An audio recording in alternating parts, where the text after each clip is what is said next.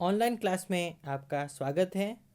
मैं प्रवीण कुमार चंदेल, सहायक आचार्य वनस्पति शास्त्र, राजकीय महाविद्यालय बाड़मेर। आज का जो हमारा टॉपिक है वो बीएससी पार्ट थर्ड के विद्यार्थियों के लिए है, जो उनके विषय वनस्पति शास्त्र के प्रथम प्रश्न पत्र पारिस्थितिकी एवं पर्यावरण जैविकी से संबंधित है। आज का हमारा टॉपिक है agro forestry and its impact on desert agriculture. कृषि वानिकी एवं कृषि वानिकी का जो मरुस्थलीय कृषि है उसके ऊपर क्या प्रभाव है, इसके ऊपर है आज की हमारी ऑनलाइन क्लास। कृषि वानिकी एग्रो फॉरेस्ट्री मरुस्थलीय क्षेत्रों में कम व अनियमित वर्षा के कारण कृषि उत्पादन में अस्थिरता बनी रहती है। तो हम ये देखते हैं कि जो मरुस्थल भाग है उसके अंदर जो वर्षा की मात्रा है वो एक कम होती है और वो इरेगुलर होती है, अनियमित होती है, जिसके कारण हम ये यहाँ देखें कि जो खेती होती है वो उसमें अस्थिरता बनी रहती है। कभी कभार हम ये देखते हैं कि जो खेती है उसकी जो या फसल की बात करें तो बम्पर पैदावार हो जाती है। कभी कभी हम ये देखते हैं कि पैदावार नगण्य होती है और अकाल की स्थितियाँ बन जाती हैं। तो यहाँ पर जो कृषि उत्पादन है या एग्रीकल्चर जो प्रोडक्शन है उसमें हमेशा अस्थिरता बनी रहती है, फ्लक्चुएशन देखने को मिलता है। पशुओं के पोषण हेतु प्रति वर्ष 12 से 16 लाख टन चारे की कमी बनी रहती है। तो हम यहाँ देखते हैं कि यहाँ पर पशुधन भी बहुत अधिक है रेगिस्तान के अंदर, मरुस्थल के अंदर, और यहाँ पर चारे की जो है वो कमी देखने को मिलती है। वो भी हम देख रहे हैं कि 12 से 16 लाख टन चारे की कमी रहती है, क्योंकि मरुस्थलीय क्षेत्रों में पशुधन भी बहुत अधिक संख्या में देखा गया है। अधिक संख्या में यहाँ पशुधन पाए जाते हैं और ये देखा गया है कि यहाँ पर दूसरी जो समस्या है वो है कि जलाऊ लकड़ी भी एक समस्या के रूप में देखी गई है, और जिसके कारण लगभग 60% किसान गोबर को ही जलाने में काम में लेते हैं। तो हम यहाँ देखते हैं कि जो पशुधन का जो गोबर है, स्पेशली गाय काऊ डंग, तो इस गोबर से हम थेपले और बना के और उसको जलाने में काम में लेते हैं। मरुस्थल का सूखा संभाव्य पारिस्थितिकी तंत्र, प्रोबेबल डेजर्ट इकोसिस्टम, ईंधन, भोजन तथा चारा व पशु आहार की बढ़ती हुई मांग को पूरा करने में अक्षम है। तो हम ये देखते हैं कि जो मरुस्थल हैं वहाँ पर फ्यूल की बात करें, ईंधन, भोजन, फूड की एंड चारा फोडर की बात करें, पशु आहार की, तो यहाँ जो मांग है या हम कहें कि जो डिमांड है उस डिमांड को पूरा करने में मरुस्थल अक्षम रहता है। इस समस्या के स्थायी समाधान हेतु सर्वोत्तम उपाय यही होगा कि हमें विभिन्न प्रकार की जलवायु को ध्यान में रखते हुए अलग अलग फसलों तथा वृक्षों का चयन करना होगा तथा कृषि वानिकी एग्रो फॉरेस्ट्री की जो टेक्निक है उसको यूज करना होगा। तो कृषि वानिकी की ऐसी पद्धतियाँ अपनानी होगी जिसमें हमें भोजन, चारा, जलाऊ लकड़ी, फल व खाद की प्राप्ति हो सके। तो हमें सारा समन्वय करके, एडजस्ट करके इस तरह की जो एग्रो फॉरेस्ट्री की पद्धतियाँ हैं और टेक्निक है उनको अपनाना होगा, जिससे हमें यहाँ पर भोजन भी मिले, फूड मिल जाए, फॉडर मिल जाए, और हमारे लिए जो लकड़ियाँ जलाने की जो लकड़ी हैं वो मिल जाए, फल व खाद की प्राप्ति हो सके तथा हमें अधिक से अधिक निरंतर लाभ प्राप्त हो सके, हमें बेनिफिट भी मिल सके, अर्निंग सोर्स के रूप में काम आ सके, और साथ ही हम ये देखें कि मृदा की उर्वरा शक्ति भी बनी रहे और उसकी फर्टिलिटी भी मेंटेन रहे। तो ये सारी चीज़ें हमें देखने को हैं। तो इसके लिए हमें एग्रो फॉरेस्ट्री की विभिन्न टेक्निक्स को यूज कर रहे हैं। एग्रो फॉरेस्ट्री क्या होती है हम उसकी बात कर लेते हैं। कृषि वानिकी या एग्रो फॉरेस्ट्री भूमि के स्थायी प्रबंध की ऐसी पद्धति है जिसके अंतर्गत एक ही भूखंड पर जंगली पेड़ों, बागवानी वृक्षों व फसलों के उत्पादन के साथ साथ पशुपालन को व्यवसाय भी क्रमबद्ध विधि से किया जाता है, जिसके परिणाम स्वरूप भूमि का प्रति इकाई उपयोग बढ़ जाता है। तो हम ये देख रहे हैं कि एक भूखंड है जिसपे हमने जो जंगली पेड़ हैं, फॉरेस्ट ट्रीज हैं, वो भी लगा लिए हैं, हमने बागवानी, हॉर्टिकल्चर के प्लांट भी लगा लिए हैं, फसलों के उत्पादन क्रॉप प्लांट भी साथ में ले लिया है, और हमने पशुपालन एनिमल हस्बेंड्री को भी साथ में हमने व्यवसाय या उद्योग के रूप में शामिल कर लिया गया है। तो सारा एक ही लैंड के ऊपर हम सारा काम कर रहे हैं। तो हम ये देख रहे हैं कि जो भूमि का जो प्रति इकाई उपयोग था वो काफ़ी बढ़ जाता है। हमारे देश में कृषि वानिकी की प्रणाली बहुत प्राचीन है, क्योंकि पूर्व में भी कृषक जो किसान थे समुदाय बाजरा तथा तिलहनी फसलें ऐसे खेतों में जहाँ खेजड़ी एवं बोरडी होती थी वहाँ से बुआई करके प्राप्त करते थे। तो हम रेगिस्तान में ये देखते हैं कि जहाँ पर खेजड़ी लगे हुए हैं, आप देखें खेतों के अंदर आज भी हमारे खेतों में देखने को मिलती है खेजड़ी, प्रोसोपिस सिनेरेरिया और जिंजीफिस जुजुबा बोर्डी। तो ये परमानेंट है। और इसी के साथ में हम नीचे की तरफ देखेंगे तो हम वहाँ पर हमारे क्रॉप प्लांट के रूप में बाजरे की खेती करते हैं, और साथ में बाजरे के साथ साथ में हम ये भी देखते हैं कि तिल भी लगाया जाता है सीसेम, तो तिल भी प्राप्त किया जाता है। इसी के साथ साथ आप ये देखें गवार भी साथ में लगा हुआ होता है। और आप ये देखें कुकुरबिटेसी के जो सदस्य हैं, जैसे स्पेशली हम बात करें कि जो वाटरमेलन है उसके साथ भी डिफरेंट टाइप के कुकुम्बर्स हैं, सबकी खेती साथ में की जाती है। तो हम यहाँ कृषि वानिकी को बहुत प्राचीन से यूज कर रहे हैं। कृषि वानिकी की उपयोगिता की बात करें, यूटिलिटी ऑफ एग्रो फॉरेस्ट्री, इस प्रणाली के निम्न उपयोग हैं। तो हम यूजेज की बात करें कि एग्रो फॉरेस्ट्री के क्या यूज हैं। एक ही भूखंड पर विभिन्न प्रकार की फसलों का एक साथ उत्पादन होना, डिफरेंट टाइप की क्रॉप्स की बात कर रहे हैं हम, जैसे भोजन फूड क्रॉप, चारा फोडर, ईंधन फ्यूल, इमारती लकड़ी फाइबर तथा फल फ्रूट इत्यादि। अंग्रेजी भाषा में से 5F प्रणाली, 5F system, food fodder fuel fibre and fruit कहते हैं। तो हम 5F प्रणाली या 5F सिस्टम को अपना रहे हैं एग्रो फॉरेस्ट्री का यूज करते समय, जिसमें हमें फूड भी मिल रहा है, फोडर भी, फ्यूल भी, फाइबर एंड फ्रूट भी मिल रहे हैं। पौधे प्रकाश संश्लेषण द्वारा वायुमंडल में न केवल ऑक्सीजन व कार्बन डाइऑक्साइड का संतुलन बनाए रखते हैं, वरना ये औद्योगिकीकरण द्वारा होने वाले वायु प्रदूषण को भी कम करते हैं। तो हम ये भी देख सकते हैं कि एक तरह से तो जो CO2 और O2 का जो बैलेंस सिस्टम है वो प्रकाश संश्लेषण द्वारा और रेस्पिरेशन सिस्टम दोनों के द्वारा मेंटेन रहता है। लेकिन ये भी साथ में देखा गया है कि जो एक्सेस में CO2 जो पॉल्यूशन से बन रही है उसको भी वो प्रकाश संश्लेषण में यूज कर लेते हैं। पौधे तथा फसलें मिट्टी में जड़ों का सघन जाल बनाकर मृदा अपरदन, सॉइल इरोजन व को सफलतापूर्वक रोकते हैं, जिसके परिणाम से मिट्टी के कटाव पर रोक लगती है। तो हम यहाँ देखते हैं कि जो प्लांट्स हैं, स्पेशली हमने बात की है small plants and crop plants, तो ये आप ये देखेंगे जाल बना लेते हैं मिट्टी में और सॉइल इरोजन को कम करते हैं, अपरदन को कम करते हैं, कटाव को रोकते हैं। वृक्षों द्वारा ढकी जमीन में कटाव तो कम होता है, अपितु मृदा अपरदन के रुक जाने से इसमें कार्बनिक पदार्थों व खनिज पदार्थों की मात्रा भी संतोषजनक रहती है। तो जो ऑर्गेनिक मैटर हैं, स्पेशली ह्यूमस की बात करें, इसके साथ में जो मिनरल्स हैं, डिफरेंट टाइप के खनिज पदार्थ हैं, उनकी मात्रा स्थिर बनी रहती है, क्योंकि मृदा का जो कटाव है या अपरदन रुक जाता है पेड़ पौधों के कारण। वनों को वन्य पशुओं की शरणस्थली कहा जाता है। विभिन्न प्रकार के पक्षियों, कीटों, जंतुओं के आवास जंगल के वृक्ष या सघन झाड़ियाँ ही होती है। कृषि वानिकी पक्षियों व मकोड़ों एवं जंतुओं के बीच इस संबंध को बनाए रखने में सहायक होती है।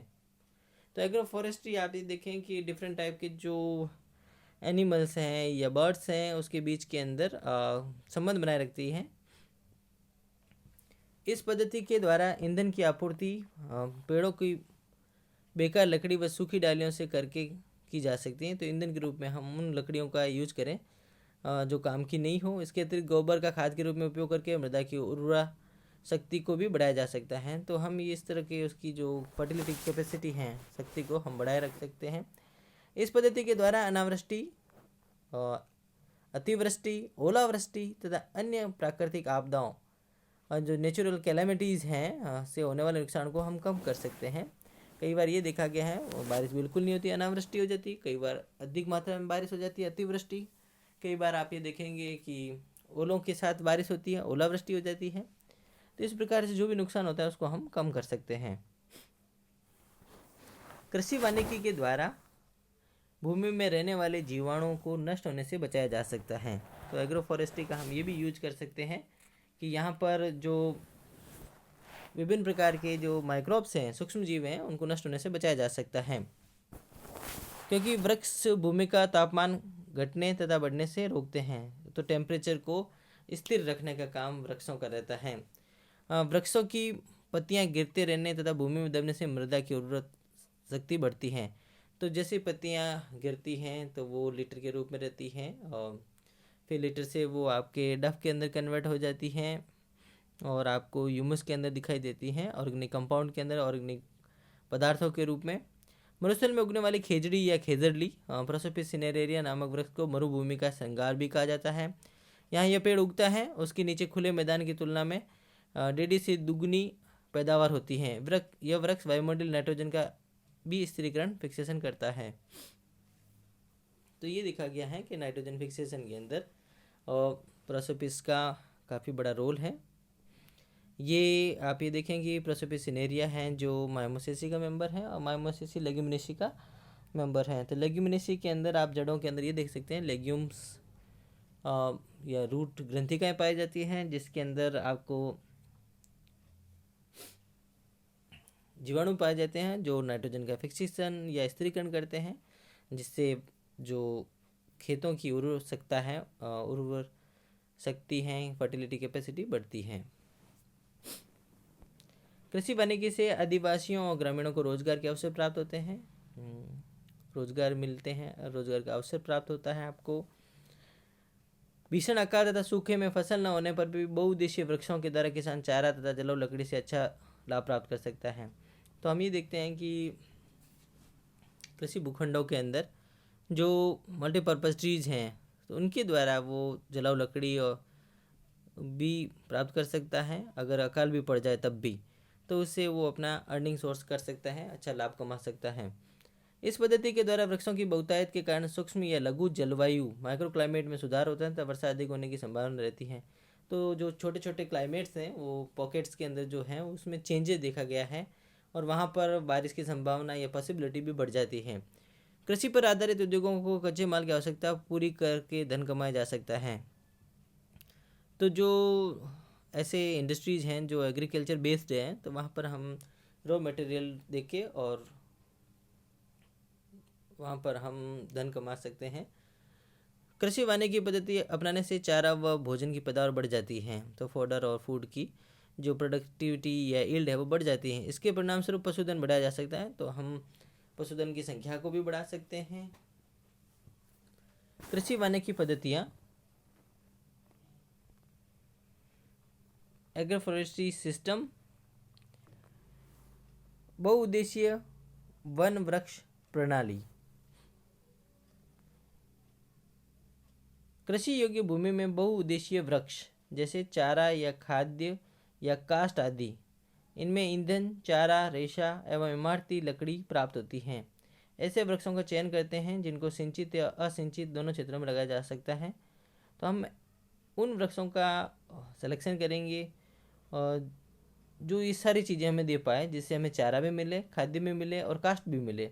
खेजड़ी, प्रोसोपिस सिनेरेरिया, रोइडा, टेकोमेला अंडुलेटा, देसी बबूल, अकेशिया नाइलोटिका, यहाँ ए की जगह ओ पढ़े, NILO, नाइलोटिका, सीसम, डलबर्जिया सिसु व नीम, एजा डायरेक्टा इंडिका या मेलिया एजा डायरेक्टा इत्यादि कुछ ऐसे ही बहुउद्देशीय वृक्ष हैं, जिससे हमें आपको चारा भी मिलेगा, पाउडर, खाद्य भी मिलेगा, फूड भी मिलेगा और जलाने के लिए काष्ठ भी मिलेगी। इसी प्रकार इन क्षेत्रों में फसलों के लिए बाजरा, मूंग तथा चवला का उपयोग कर सकते हैं। वन चारागाह पद्धति, इस पद्धति में भोजन व चारा देने वाले वृक्षों के बीच घास उगाई जाती है, जिससे लकड़ी व चारे की मांग को भोजन के साथ ही पूरा किया जा सके। यह पद्धति मरुस्थलीय बंजर भूमि में टिब्बों, ड्यून्स को स्थिर करने में भी अपनाई जाती है। इस पद्धति हेतु प्रयुक्त उपयोगी वृक्ष तथा घासों में खेजड़ी, झड़बेरी, अकेशिया जिजिफस न्यूमुलेरिया, देसी बबूल, अकेशिया नाइलोटिका, इजरायली बबूल, प्रोसोपिस जूलीफ्लोरा, अंजन, भुरट, सेवन घास तथा धामण इत्यादि हैं जिनका बहुतायत से उपयोग किया जा सकता है। तो विभिन्न प्रकार की हमने बात की, घास को भी यूज कर सकते हैं, बुरट है, सैंक्रस है आपका। कृषि वन वृक्ष पद्धति, इस पद्धति में बहुउद्देशीय पेड़ों को एक निश्चित दूरी पर लगाते हैं तथा इनके बीच खाद्य फसलों की पैदावार लेते हैं। तो जो मल्टीपर्पज़ ट्रीज़ हैं उनको हम खेतों के अंदर लगा लेते हैं निश्चित दूरी पे, और बीच में हम क्रॉप प्लांट लेते हैं। इस पद्धति में उपयोगी वृक्ष हैं खेजड़ी, रोहिड़ा, देसी बबूल इत्यादि, जबकि फसलों में गवार, बाजरा, चवला, मूंग व मोठ है। कृषि उद्यानिकी पद्धति, इस पद्धति में फल वृक्षों को एक निश्चित दूरी पर लगाते हैं तथा इनके बीच में सब्जियां व खाद्य फसलों की पैदावार लेते हैं। तो हम वेजिटेबल्स और डिफरेंट जो क्रॉप्स हैं उसकी पैदावार लेते हैं। इस पद्धति को सिंचित व असिंचित प्रकार दोनों प्रकार की ज़मीन में अपना सकते हैं। इसमें फसलों के उत्पादन के साथ साथ फलों के उत्पादन से भी आय होती हैं। तो फसल भी मिल रही है और हमें डिफरेंट टाइप के फ्रूट्स भी मिल रहे हैं। तो इस प्रकार की जो पद्धति हैं वो कृषि उद्यानिकी पद्धति कहलाती है, एग्रीकल्चर हॉर्टिकल्चर सिस्टम। इस पद्धति में प्रयुक्त कुछ फलदार वृक्षों के उदाहरण हैं बेर, सेब, मुंडिया, गोला तथा उमरान वैरायटी। ये बेर की अलग अलग किस्में हैं। आम है, अनार है, अमरूद और आंवला इत्यादि। इसके साथ ही किन्नू तथा जामुन जिससे फल वृक्षों को भी उगाया जाता है। जबकि रबी तथा खरीफ में बोई जाने वाली सभी फसलों का उपयोग इस पद्धति में कर सकते हैं। तो इन फलदार पौधों के बीच के अंदर हम फसल को भी ले सकते हैं। कृषि वन उद्यानिकी चारागाह पद्धति, तो हम यहाँ ये देखें कि इस पद्धति के अंतर्गत फलदार जंगली चारे वाले वृक्ष जैसे आइलेंथुअस लगाए जाते हैं तथा इनके साथ विभिन्न फसलों की पैदावार लेते हैं जिससे आय में बढ़ोतरी होती है। इस पद्धति में खेजड़ी, देसी बबूल, अड्डू, इजरायली बबूल, पार्किंसोनिया, रोंजन, शीशम, सीरस एवं नीम इत्यादि प्रजाति के वृक्ष लगाए जा सकते हैं। घरेलू कृषि वानिकी, इस पद्धति के अंतर्गत घर व उसके आसपास विभिन्न प्रकार के पेड़ लगाते हैं जैसे फलदार आम, पपीता, नींबू, जामुन, अनार व अमरूद। छायादार वृक्ष नीम, शीशम, सीरस, लेसवा, खेजड़ी आदि। सब्जियां भिंडी, लौकी, बैंगन, टमाटर, प्याज, गोभी तथा मूली इत्यादि। मसाले धनिया, मिर्च, सौंफ इत्यादि। कृषि वानिकी में पौध वितरण, और राजस्थान राज्य के वन विभाग द्वारा इस योजना अंतर्गत किसानों, सार्वजनिक एवं निजी संस्थानों, सेना, पुलिस आदि को पर्यावरण सुधार हेतु पौधे वितरित किए जाते हैं। निजी संस्थाओं या व्यक्तियों को बहुत ही कम दर पर पौधे उपलब्ध कराए जाते हैं। मरु प्रदेश को हरा भरा बनाने के लिए वर्ष 1991 में हरित राजस्थान कार्यक्रम प्रारंभ किया गया था। इसके अतिरिक्त वर्ष 2009 में भी सरकार द्वारा हरियाला राजस्थान नामक कार्यक्रम पौधारोपण में रुचि जागृत करने के लिए प्रारंभ किया गया है। तो हम ये देख सकते हैं कि जो एग्रो फॉरेस्ट्री है उसके अंदर हम विभिन्न पद्धतियाँ या सिस्टम यूज करते हैं, जिसमें हमने बात की कि बहुउद्देशीय वन वृक्ष प्रणाली है, वन चारागाह पद्धति है, कृषि वन वृक्ष पद्धति है, कृषि उद्यानिकी पद्धति है, कृषि वन उद्यानिकी चारागाह पद्धति है। तो हमने अलग अलग सिस्टम की बात करी कि हम कुछ सिस्टम में ये देखते हैं कि जिसमें हमने वन और चारागाह साथ में ले लिए, और किसी में हमने कृषि और वन साथ में ले लिए हैं, और किसी में हमने कृषि और हॉर्टिकल्चर उद्यानिकी को साथ में लिया है, और किसी में हमने तीनों को साथ में ले लिया, कृषि ले ली, वन उद्यानिकी ले लिया और चारागाह भी ले लिया। तो सारी चीज़ों को यूज करते हुए हम एग्रो फॉरेस्ट्री पर काम करते हैं। मतलब हमें एग्रीकल्चर भी यूज करना है और हमें फॉरेस्ट्री भी यूज करना है। नाम से इंडिकेट है कृषि और वानिकी, खेती और वन दोनों को सिस्टम को साथ में हम यूज करते हुए यहाँ पर बात कर रहे हैं। थैंक यू, धन्यवाद। तो आज की ऑनलाइन क्लास में हमने बात की agro forestry and its impact on desert agriculture, कृषि वानिकी एवं इसका मरुस्थलीय कृषि पर प्रभाव। तो हम ये देखें कि मरुस्थलीय कृषि पर इसका प्रभाव काफ़ी उपयोगी है, और इसको अपनाने से जो मरुस्थल में जो अकाल जैसी स्थिति होती है उससे भी हम सफलतापूर्वक सामना कर सकते हैं।